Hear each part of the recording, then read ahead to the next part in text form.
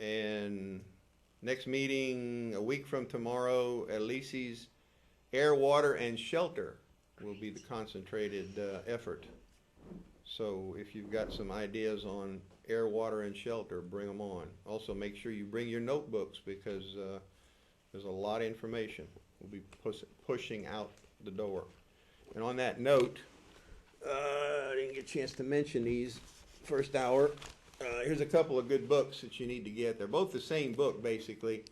This one is the more important one because you can stick it in a Ziploc bag with a pocket notebook and a pencil and your pocket Bible, and then it goes in your day pack. Okay, nice, compact, doesn't take up much room. This is a little more awkward to take in your day pack because, well, first of all, you got to put it in a big enough Ziploc bag for it to fit and keep dry. But this is to stay at home. This is your study book. A month from now, you should have a copy of this, and it should be full of your margin notes. The SAS Survival Handbook in small version or big version. This thing is a good all-around book for various kinds of survival in various situations that are going to arise in, shall we say, situations that you're not, unless you're a big-time hunter, you're not going to be faced with unless society ends as we know it, which it is. Okay. Before we, again, we put the challenge out for the folks that disagreed with Peter and I in the first hour. Call, and we'll have a discussion. Do it again, Tom. Make my day. Where have I heard that before? Okay. Stephanie is going to... Had a total flop of a convention. Oh, okay. Well, yeah, that was. Anyway. Talking to a chair. All right. Stephanie, what you got for us tonight? Yes, sir. Last week, unfortunately, we played Mr. Mayor J.Durel, and we played him laughing at a citizen, Mr. Ray Green, when he poured his heart out. So what we're going to do tonight is we're going to replay it. Because, I don't know, Halloween Gremlins, for some reason, last week's show, it didn't pick it up. So I want it on my YouTube on this beautiful Freedom Forum. Thank you, Mr. Parker, for the microphone. So we're going to replay a bit of that and my calling out Mayor Durel because it was so sad, friends, when I was there at Acadiana. I mean, we'd get fired if we did this. I mean, this is a beautiful old man, a citizen. He's a patriot. He's at all our council meetings, Acadiana. He loves you. And he gave me this little golf tee. And this man is so special. You'll see him tonight on this tape. And it says, Martin's Diamond Gallery, make it a terrific day, Acadiana against drunk driving. So, yeah, Miss Stephanie loves kids here and no drunk driving, but this man is beautiful. And he gave me this tea, and he's about to get laughed at. So you can roll him, Mr. Editor, please.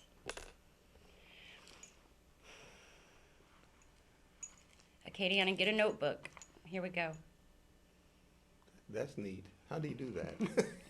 Oh, gosh. Get me out of the council, please. How did that happen? Having trouble. Uh-oh. Technical problem. Well, that's okay, because I need... Here we go. We're there going. We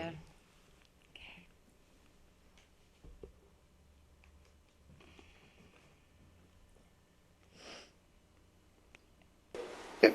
Thank you, sir.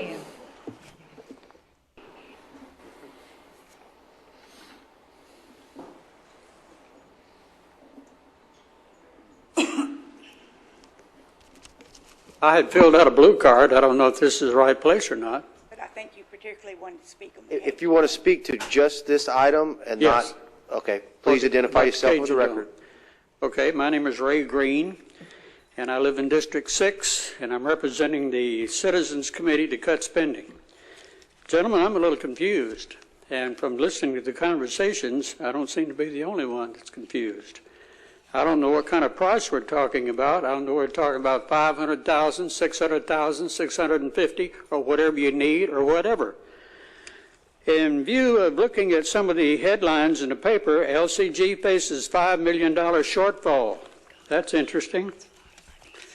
And then we have other little headlines.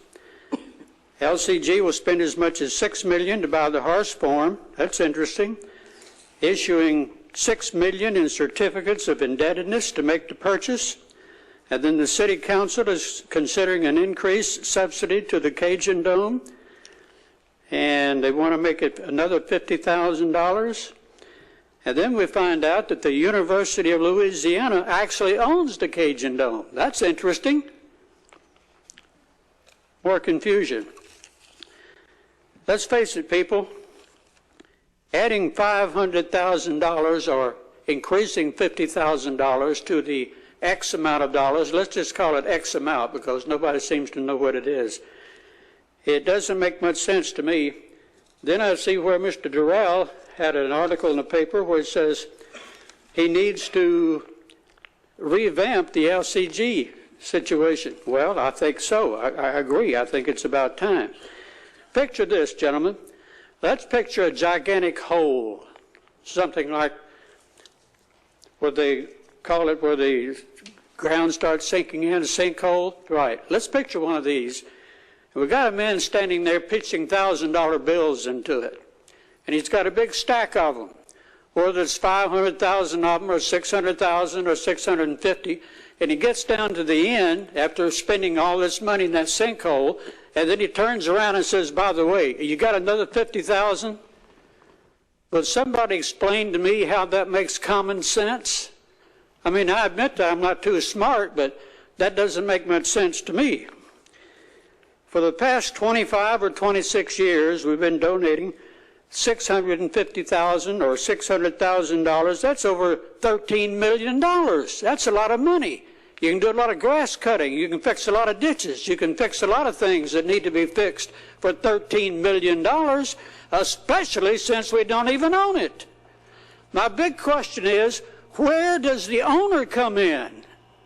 Where does the university come in? They own it. If you or I needed money and we didn't have it, what would we do? Wouldn't we have to sell something that we own? Why doesn't the UL do the same thing to raise the money? Why are they so different?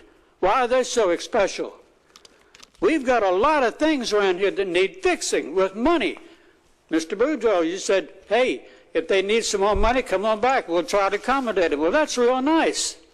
But again, where are you getting the money? Would somebody mind telling me that? Where are you going to get the additional $50,000?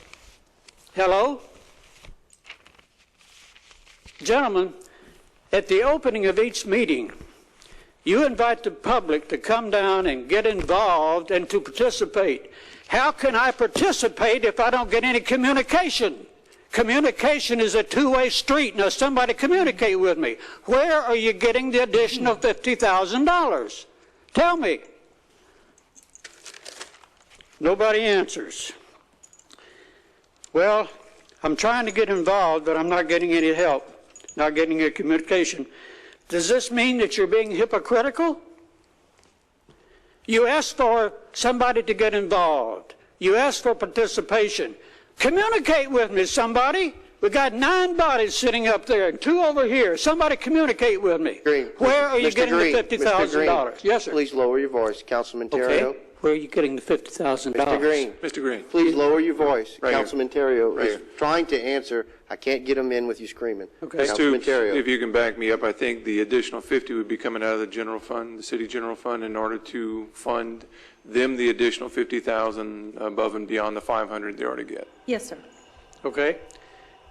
When I was in psychology class many years ago, the professor said if you keep repeating something over and over and over and over and over for 25 years, that's a sign of insanity. Gentlemen, I don't mean to be rude, but this sounds to me like it's a little bit of financial, shall we say, insanity. Doesn't make any sense. And I would appreciate if somebody would give me some more answers. No offense intended, gentlemen, but it seems like it's a little bit of financial insanity. I'm all for the Cajun Dome, but I'm also for somebody who owns the darn thing to pay for it. Am I unreasonable? Thank you very much.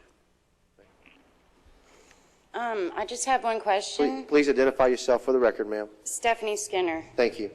When Mr. Green talked, how come you laughed at him, Mr. Durel? It's not funny. Okay, well, the tape will show that.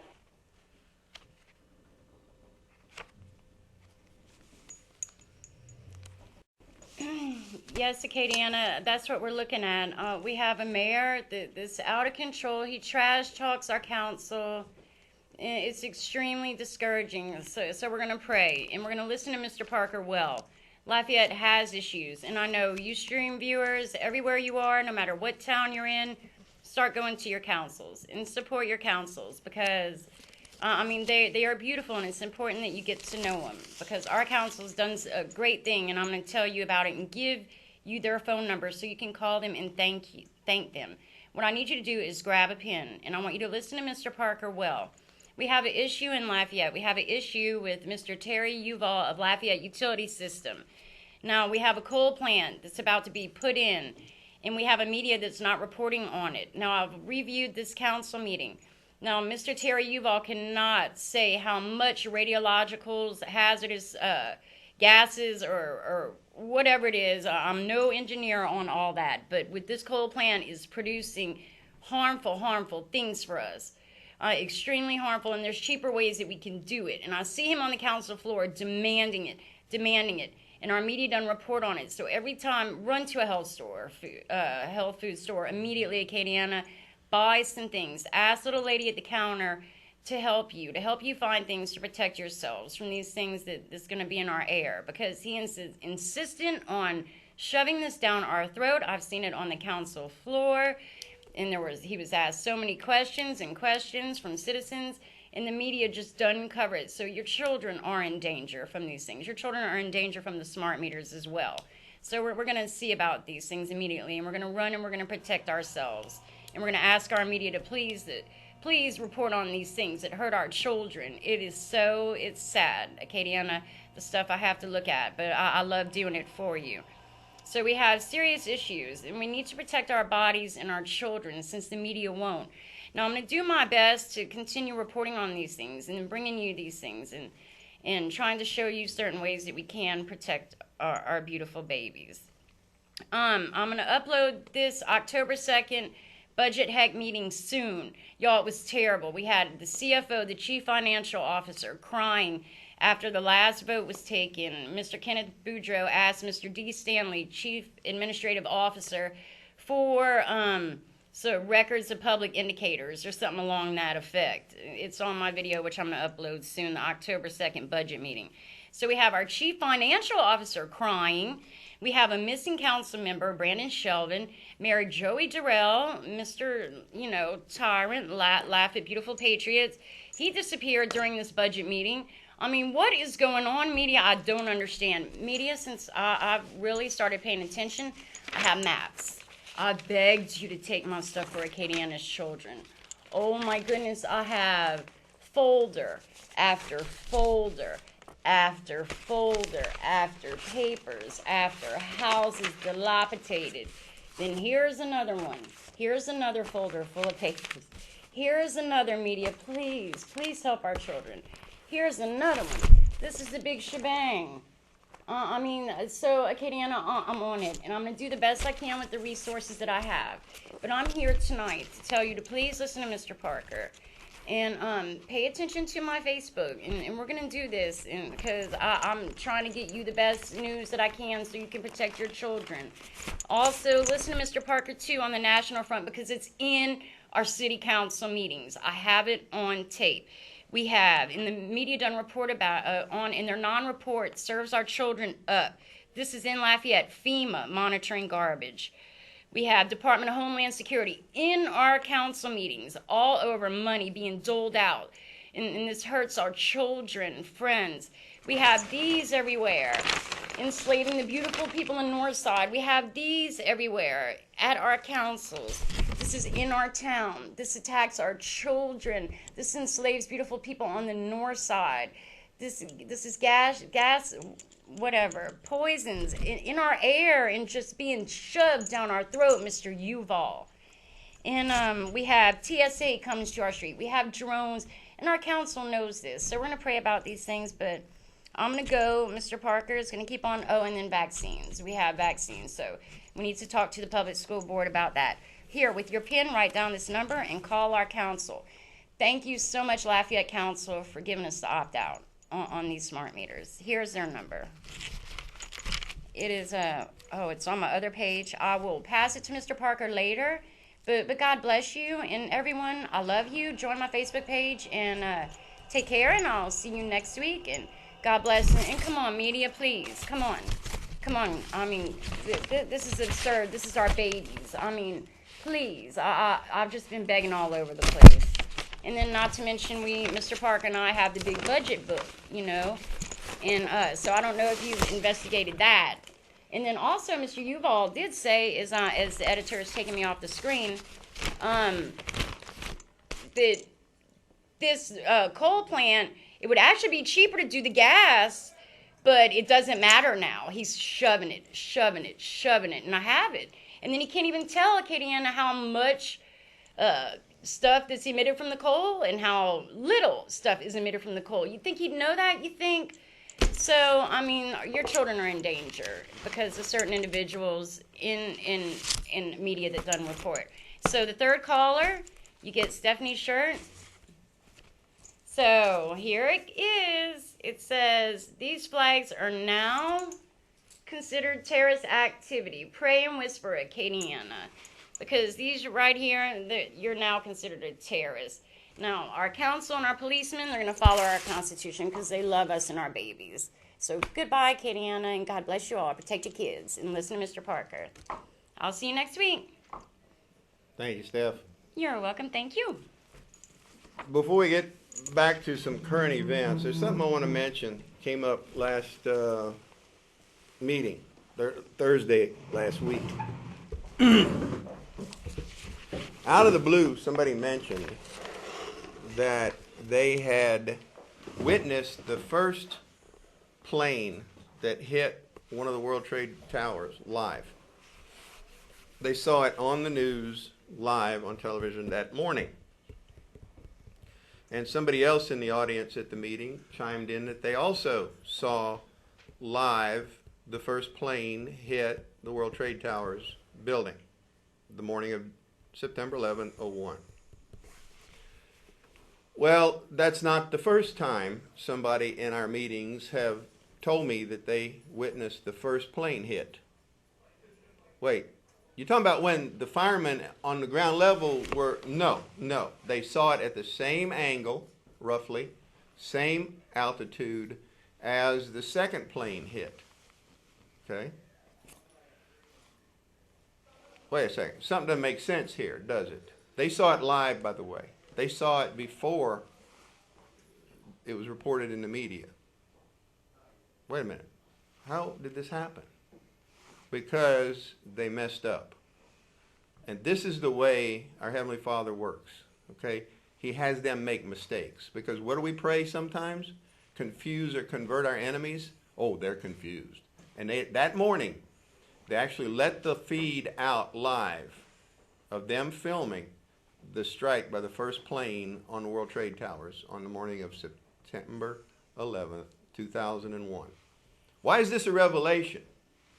We talked about it before. We told you about it. This is old news, folks.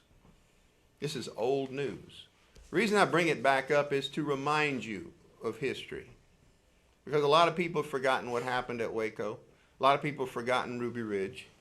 And a lot of you have forgotten September 11, 01 and what really happened, not what the government said happened. How did somebody know there was going to be a plane hit and have a camera? The first person to tell me that was not too long after the event at a gun show. And it was somebody I knew regularly, ran into him all the time at gun shows. He told me he watched live that morning. He was sitting in his recliner watching television, this older gentleman, watching the news. He didn't remember whether it was CNN or Fox. And he sees World Trade Towers. And he sees airplane hit one of the World Trade Towers. Oh, goodness gracious. Let me read you something. Actually, I was in a classroom talking about a reading program that works. I was sitting outside the classroom waiting to go in. And I saw an airplane hit the tower. The TV was obviously on. And I used to fly myself, and I said, well, there's one terrible pilot. I said it must have been a horrible accident. But I was whisked off there. I didn't have much time to think about it, and I was sitting in the classroom, and Andy Card, my chief of staff, who is sitting over here, walked in and said, "A second plane has hit the tower. America's under attack." Same guy later on said, and I quote, "I was sitting there, my chief of staff, well, first of all, when we walked into the classroom, I had seen this plane fly into the first building. There was a TV set on. And you know, I thought it was pilot error, and I was amazed that anybody could make such a terrible mistake, and something was wrong with the plane. Or anyway, I'm sitting there listening to the briefing, and Andy Card came and said, America's under attack." In between the first gentleman at the gun show and the next time I saw him, I found newspaper and magazine articles that showed the downtown skyline of New York City and the two World Trade Towers. And I took him to next time I saw this gentleman, I had him map out where he saw that plane from. We identified where the camera was, and it was on the upper floors near where the floor was that they filmed the second plane hit. Oh, excuse me, did I tell you about this guy that I just read? This is off the White House website, December 2001. Home News and Policies for Immediate Release, Office of the Press Secretary, December 4, 2001. President meets with displaced workers in town hall meeting. Remarks by the President in town hall meeting, Orange County Convention Center, Orlando, Florida. George W. Bush, President, is admitting he saw the first plane strike on television, okay, before the second plane strike. Twice. The second time, But he was in a classroom reading about something. well, that was the second strike you saw on TV. Okay? Well, how was he in the White House watching? He wasn't in the White first? House. He was in this school, ready to give this to talk to the kiddies in this school in Florida when this happened. Oh, okay. And he was sitting in the classroom. In fact, they've got a video of it. It's out too, if you find it. It's on one of Alex Jones's, isn't it? Where he's watching television and he watches the plane hit. That's been suppressed. You don't see that very often, but it's out there. You don't see the plane strike, okay? That video has not been suppressed. Every once in a while it leaks into one of these videos that they do, one of these documentaries they do, when they keep showing over and over again the plane hitting the second World Trade Tower, and you think, well, it's just a different angle. No, take a look in the background. There's no flame. There's no burning building. The first strike was the first strike, and it was filmed same altitude roughly as the plane, a little bit below it. So it was intentional. They knew it was coming. They had it. Why did they have a live TV camera focused on this tall building in New York City at that particular moment in time? And it was such that George W. Bush, President of the United States, was watching it on television. Yeah, just watching an empty Just building. happened just to watching be- a building. Just happened to be watching an empty building on TV that got whacked by an airliner. I bring this up, folks, because you've got to get a dose of reality. This is reality, okay? They knew it was coming, the first one and the second one. Now, you could always argue, well, the second one they knew it was coming because they had the cameras out there pointed at the buildings that were burning, so they had, it was just accidental that the second one happened to hit where they were, oh, okay, except that the first one was being filmed too. And that one has never been publicly released to the public by the press. They know it was there because, hey, you know how many people I've now talked to? The two that were at the meeting last week were new ones. Prior to that, fully 6, 7, 8 people have told me the same thing since the first gentleman. And of course, this is off the White House website. Not once, 2 different incidents where they actually quoted verbatim, because they've also got the audio, okay? The audio of Bush saying this was on the White House website at the same time this was there. Of course, they're not there anymore, but I got the hard proof right here. White House website for immediate release in December 2001. You see, at these town hall meetings, he was asked, quote, "One thing, Mr. President, that you have no idea how much you've done for this country. And another thing is, how did you feel when you heard about the terrorist attack?" Applause. The President. Thank you, Jordan. Well, Jordan, you're not going to believe what state I was in when I heard about it, et cetera, et cetera, et cetera. I was in Florida, okay? So George Bush saw this. The people I've talked to have not been the only ones that saw live the World Trade Towers get whacked by the first plane on television. Okay. See, that's why we keep certain important things. Just in case. It needed to be brought up again. It was just coincidental that somebody mentioned it at the meeting, because it wasn't even the topic of conversation until they brought it up. And then I mentioned the other stuff and found this. So at the meeting next week, you'll be able to see this. I'm going to bring this to the next meeting. I just happened to coincidentally find that this weekend, going through some files. So now we're back to our special guest, Peter Vidrine. And of course, waiting on. Oh yeah, the callers. That's right, the callers that were going to dispute what we said in the first hour, or dispute that. Maybe they're all out of town tonight. Well, last week, which is one reason for rerunning what Stephanie showed, was that it was the debate. So a lot of people may not have seen that. But the thing is that occasionally we want to beat a dead horse, because some people didn't hear about that dead horse previously. Other people are new to this, and back 9/11/01, they thought I was some kind of kook. No. Well, the ones that weren't thinking. Oh. Okay. There's a lot more people that are thinking now that have changed their opinion. Well, They've told me that. They've told me. I've had people tell me Just this. in case they tuned in late, why don't we go ahead and remind them what we're asking them to call for? Oh, call in and tell us why you're going to vote for Obama or that other guy. And I think Tom is as sincere as I am. If you can give me a good reason, a good just reason to vote for Obama or for Mitt Romney, I'm going to change my vote. I am serious. The pigs fly?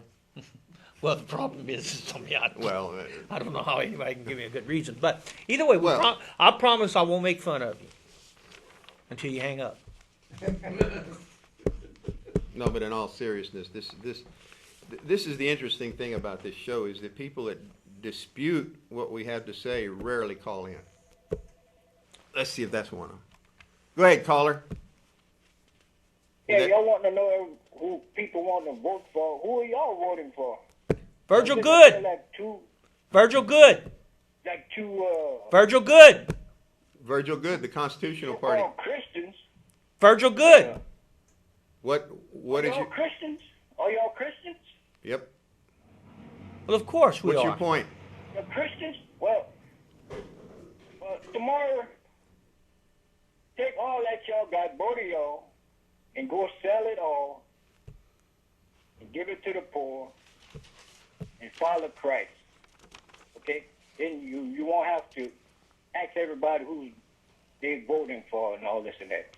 I'm not doing it. I call myself a Christian, but We didn't ask you who you were voting for. I'm not telling everything I got, but I'm not on TV trying to make fun of everybody or trying to tell people how to vote. How are y'all voting? Well, we told you how we were voting. You weren't listening?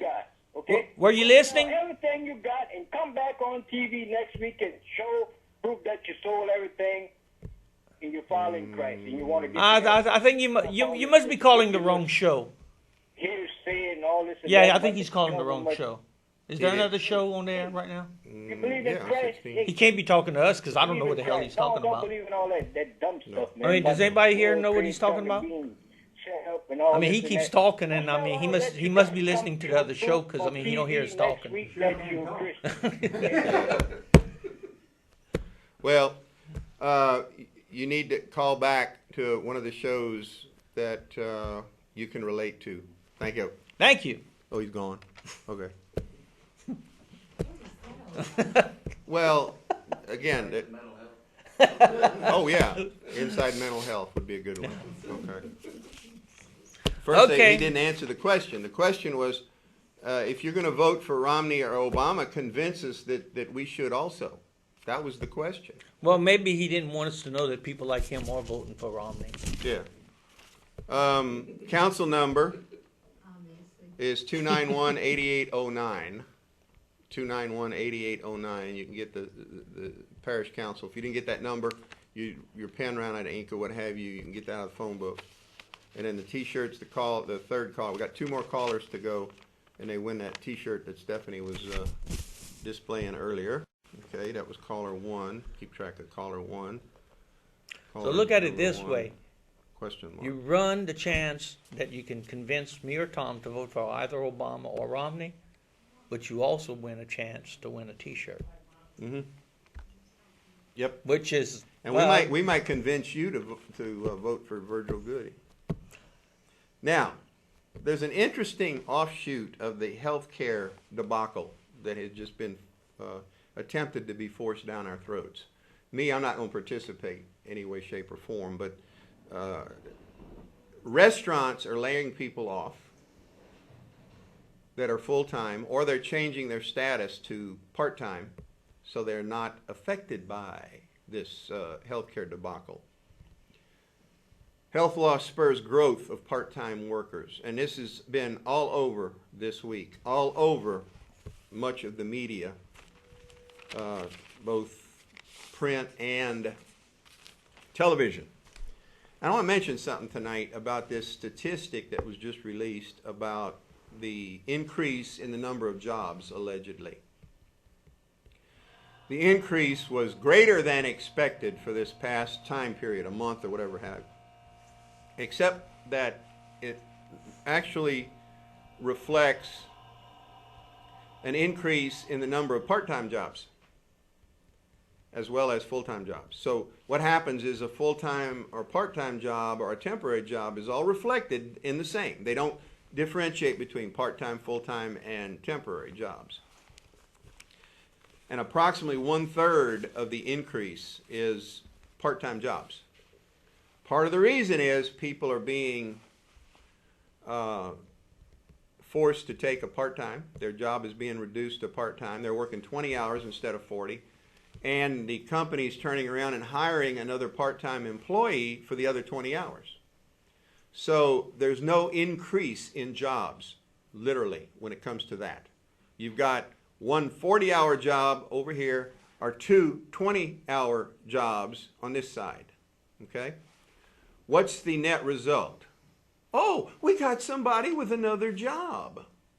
We got one more individual that's got a job. And in the meantime, this individual that was over here making 40 hours is now in half, making half of what they were making before, okay? These government job statistics, both unemployment and who's actually working, do not take into account the real world. There's a saying which basically you can ignore reality. There's no consequence from ignoring reality. There's only consequences from the consequences of ignoring reality. And that's what we got here.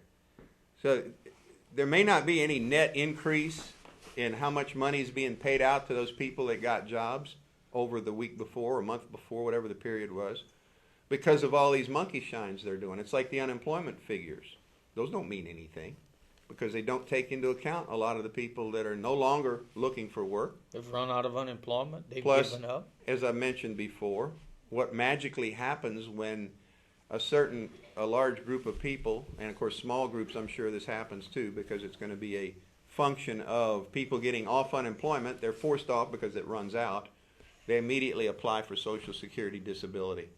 They've got the stats for some months where there was actually the same increase in Social Security disability claims as the number of people that were no longer on unemployment. Well, and then how many of the jobs were actually new government jobs? And let's be honest. Well, I'm sure there's the some other of y'all factor. going to be offended by this, but government jobs are not real jobs. I No, mean, they're not productive. They're not. They don't produce anything. It's a consumption. That's all it is. It's a consumption from people who work for a living. A significant number of those jobs were teachers going back to work. Oh, they counted those too? Yeah. September. Oh. Oh, okay. I wasn't. These folks said oh, okay. You teachers that went back to work this month, you were included in those figures from last month's increase in jobs. So that ought to make you feel real good. You Yeah. counted for something for Yeah. Obama. Yeah. Of course, it made Obama look good. But have you heard the kind of garbage that Obama is doing to make himself look good? His government is doing to make himself look good? They are telling government contractors potentially faced with reductions in their workforce because there's going to be some forced reductions in budgets coming up unless the Congress agrees. What are they calling that thing? Where there's an automatic budget decrease coming of a large, significant amount. Well, government contractors that are affected by this have been told not to report to their employees, which is a law, by the way, okay? The Obama administration is telling government contractors to violate the law. Point blank. Did you know this? Yeah. They're telling people, if you are going to lay off some people, don't abide by the 90-day, I think it's 90-day, notice that they have to give them that they're being laid off. Because that's going to be coming now, before the election. So don't tell them they're going to be laid off as required by law. Okay? And if, on top of that, if anybody sues you over this, then the U.S. government's going to pick up the tab for the suit. What? In other words, my head you hurts. are going to pay for it. What did Hartwell say on his show? What's the definition of insanity? Doing the same thing over and over again and thinking there's going to be a different outcome. Well, this is insane. The outcome being somehow the government or the country benefits from this kind of stuff. It's bizarre, the things that are being done right now. The Obamistas are running scared, folks. And this kind of concerns us because they're loose cannons. They're prone to, well, there may be some things happening to ensure that what's-his-face gets back in there. Go ahead, caller, you're on the air. How you doing, Tom? Good, Lynn. I just want to make I got a couple of comments, but the previous caller, I'll say this 100%, I promise you, he is not voting for Romney. He calls him another show. No, you're kidding me. The host. But anyway, I don't know,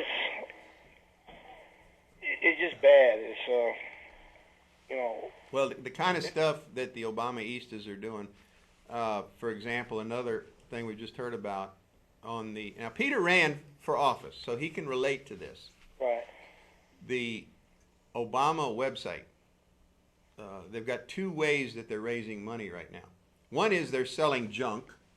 Okay, they're selling mugs, and not that kind of mug, obviously. They might sell a lot more, but T-shirts, that kind of stuff. And when you put it on your credit card, there's this little number on the back of the card. Well, some of them have it on the front of the card. It's a security code that you got to enter. And the rates they charge you are actually, if you produce that, if you give them that code, they charge you a lower percentage because it's more secure. Yeah. Well, that's why they don't want to be stiffed by somebody who's calling in a bogus credit card or something. Right. Okay.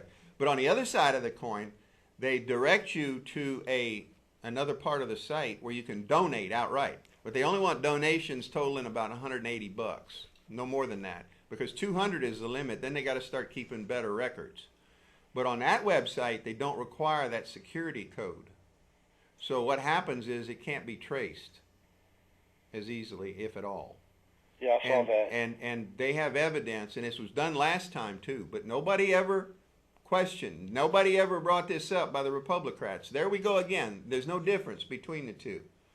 Okay? There were millions of dollars of foreign money illegally donated to the Obama campaign last time, doing shenanigans like this. And this leaves open the same thing again because it can't be tracked by not using the security code. They don't require a security code from people donating directly to the campaign. Why is that? Plausible deniability. Ah, okay. It was a bogus credit card, you see. All these thousands of credit card, of course, but governments, this is small amount. Yeah, but you don't think the Chinese could take 1,000 people and give them each $180 and tell them to send it to Obama? You don't think they could do that? Don't put it past them. Besides, it's illegal. Well, it's illegal, but so what? Who's enforcing all of this? Yeah. Who just told government contractors to violate the law? Right? I mean, What did Nixon say? Oh, he said a lot. I'm not a crook. Yeah, you're right. They kind of do what they want, like you said. Oh yeah, like Nixon said, it's not against the law if the president does it. Well, there's something to be said for that. What else you got, Lynn? Yeah, I want to ask you something else. What was Kenya called before it was Kenya? I think you said Kenya didn't become Kenya till 1963, right? Yeah. It was a Commonwealth of England. Commonwealth of England, okay. But I don't remember. It was 1963 when it was finally changed to start being called Kenya, right? Yeah. But see, it was not called Kenya until after Obama was supposedly born in the U.S. Right, yeah. Yeah, Obama was born in 61. I think it changed maybe in 63. But it's given the nationality of his father as Kenya, which they also call his father an African American, which was not used officially on any documents until long after that. So again, it proves that his birth certificate's bogus. Yeah, no doubt. And the other one, of course. One other thing before I let you go. You know, when you mentioned Nancy Pelosi or Harry Reid, how, you know, I try not to go ballistic, right? But do me a favor, please. Try not to mention Bill Clinton too much anymore either, okay? Oh, no. Makes you sick? Talk to you next week. Thank you, All man. right. The East, nope, that ain't it. No, Okay, anyway. the Kenya colony from 1920 to 1963. Kenya colony? Kenya colony. Huh. Go ahead, caller, you're on the air. Hello? Hello? And what is the third caller? Well, hello? Was. Oh, Well, if you want your T-shirt, call back. yeah, you're going to have to. If you want your T-shirt. You've got a wrong number. Or if you want to convince us to vote for someone else, call us back. Let's see. Let's see. Where was? There's all kind of stuff here. Peter being on here is throwing me off my my pace. Well, this is interesting while we're talking about voting, and I agree with this. This is posted by Butler Schaefer, talking about Lysander Spooner discussing voting. These voters, having given their votes in secret, have put it out of your power to designate your principals individually. You have no legal knowledge as to who voted for you. Go ahead, caller, you're on the air. Yeah, this is for Peter.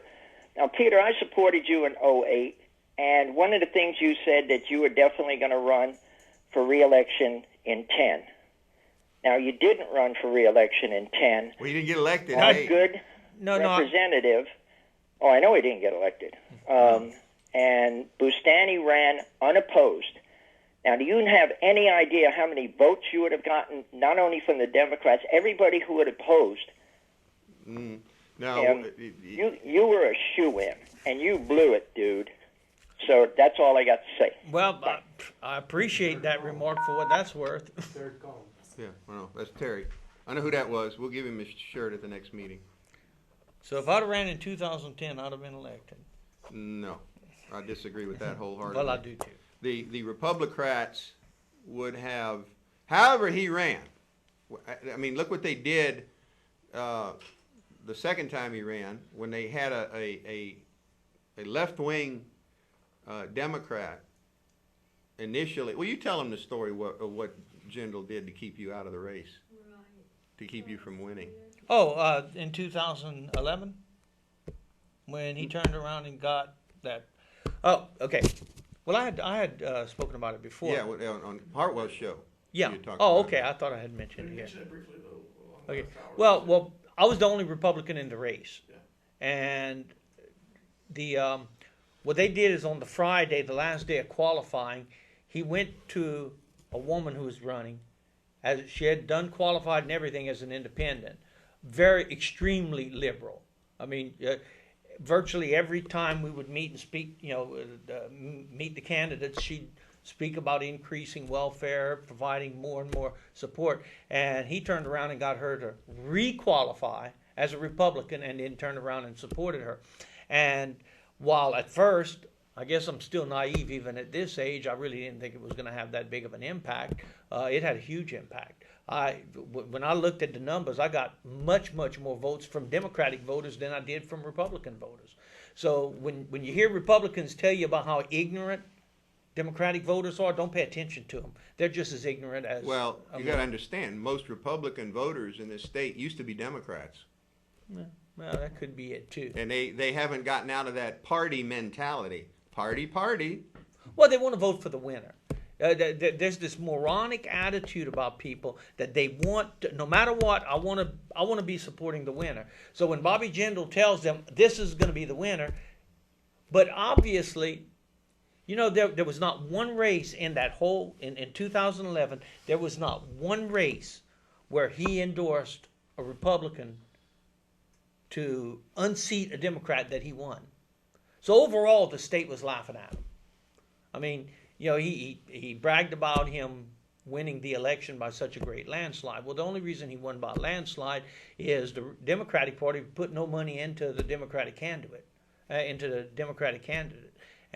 they had no one with any strong support base running. She wasn't even campaigning. I mean, they, for lack of better terms, they just put someone who had no chance of ever getting anywhere to run against them. So it was real easy for him to do that. But there was not one congressional race that Bobby Jindal tried to remove an incumbent, and there were 40-something or 50-something incumbents he tried. Not congressional, state legislature. Yeah. There was 40-something or 50-something that he made it publicly known that he wanted them removed, and he supported candidates to remove them, and not one of them he won. So apparently, Louisiana's not that impressed with him. They know the chicaneries that he's pulling. He's one of the most liberal governors our state has ever had, but he goes around pretending to be a conservative, which is typical neocon. I mean, that's what we have in Washington. And they would in 10, if you had run in 2010, they would have done something. Oh, sure. Sure. You've got to know. Here's the reality. I mean, the gentleman, and I appreciate him thinking that I would have won. I mean, I take that as a compliment. But I think his reasoning was, well, since no one else was running, that would have increased my chances. But it wouldn't have, because my votes and Don Craven's votes combined, Bustani still got 60-something% of the vote. Apparently, the district likes, or at least then, liked Bustani. I'm not gonna cry over spilled milk. If people preferred Bustani, bless their hearts, they're going to get what they deserve. Regardless of how good he is, people will get what they deserve. This current election, well, I'm going to see if Bustani wins again. I guess if people are foolish enough to listen to the lies he keeps putting on television ads, and I'll be honest with you, anyone who believes those lies is a fool. Well, but that's another story for another day. He's definitely running scared, though. If nothing else, he's going to deplete his $2 or $3 million campaign fund, and so it'll make it more difficult for him to hold on to his seat. Well, we'll see about that one. But just like everything else, though, it doesn't matter who votes. And please don't take this as an endorsement of who's running against him. I'm not in this. Landry. Yeah. I'm not saying I'm endorsing Jeff Landry in any way, shape, or form. Are you still in that? You're not still in no, that district. They've gerrymandered you out of that district, haven't they? Yeah, good old Bobby Jindal. He wanted to make sure that he would not split John Fleming's and whoever else's positions. He didn't want them to run against each other, so he made these huge vertical districts. And I'm in the Eunice is now in the Shreveport district, and Opelousas is now in the Monroe district. If you appreciate the fact that your representative is all the way in Shreveport or in Monroe, call Bobby and tell him, hey, thank you, Payush. That must be. Can we? That's his name. Bobby's not his name. Okay, that's right. His name is Payush. I was thinking that was some. He picked the name Bobby for politics because he liked Bobby Brady from the Brady Bunch. Oh, okay. I mean, that's all leadership. Well, but hey, Payush. This is Louisiana. Piyush. Payush Jindal. Bless your heart. Oh well. It is a name. That is his name. Oh, he thought it was the Cajun saying. I was thinking, it sounded like a Cajun dirty word, actually. It is. It is now. So if you want to insult the fellow Cajun, call him Payush. Yeah, shame on you guys. Shame on you.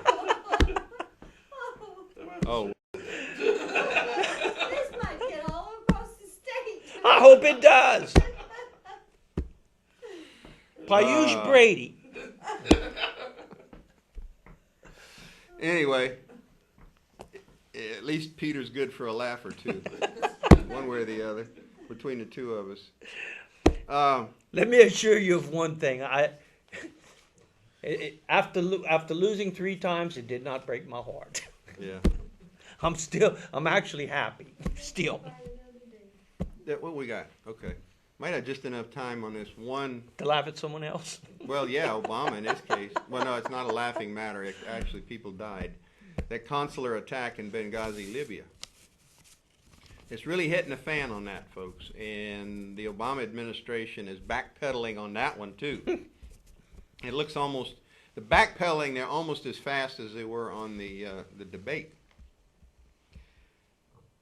We had information the next day of exactly what happened, as we have seen now from various independent sources, that the consular was attacked by an organized force using sophisticated weaponry that was zeroed in on the escape house that they finally wound up in, where the ambassador in Benghazi was killed with his 3 security people.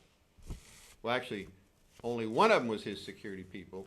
The other 2, the 2 Navy SEALs that were killed, were only there because they realized there was something wrong and that they probably needed help at the embassy.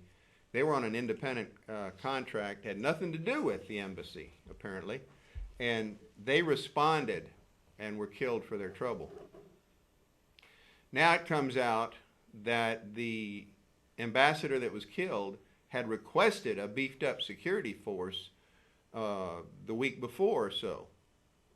And they were refused any additional security because the State Department, Foggy Bottom is its nickname, and now you know why it's called Foggy Bottom.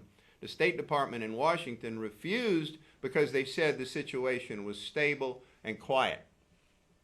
Okay? Now, the administration is still waffling on that. They're still implying that there was more, this wasn't, and of course they're all calling it a terrorist attack now, instead of an organized black operation, which is what it in all likelihood was, because the people that they're blaming for it now didn't have the level of sophistication that was utilized in that attack. This apparently was an organized black op by a special operations force other than from an Arab nation. Now you can speculate on which nation, but it has the earmarks of a Mossad operation because they wanted to get this stuff started over there. Well, the Obama administration is backpedaling fast on this thing. And then they're up in arms that CNN had released it without their permission. Well, CNN was doing the job of the news media, which is more than what they do here locally. Here locally, their mouthpieces, as Stephanie has said, they're mouthpieces for the administration. Well, CNN has some integrity. I'm not saying they have a lot, but in this case, they showed some by releasing this regardless of the feelings hurt. This was the truth, folks. The source that we had on this will be using more. They're quite an interesting bunch and connected to veterans organizations around the world, apparently. They're getting stuff from folks that are quite disparate, quite interesting. So the bottom line is that once again, the Obamaistas have shown their lack of ability to rule this country. Well, you know, I think one thing that is interesting is when you look at the liberal media that literally worshipped Obama for the last 6-8 years, that they've turned on him. Well, there's speculation because of that and other things that are happening that perhaps the powers that be have turned on him. Well, that is what's going on. And, of course, what's going to happen on November 5th, as we've mentioned, this scenario is quite interesting, that the Republican will win the Electoral College, but the Demon Rat will win the popular vote. We'll just have to wait and see there what the outcome of that is. If there's an election, there's still, what I heard today, I'm still a little bit leery of there even being an election. Maybe we'll be back next week, folks. Maybe they'll give us We'll one see for it. fun and giggles. Yep.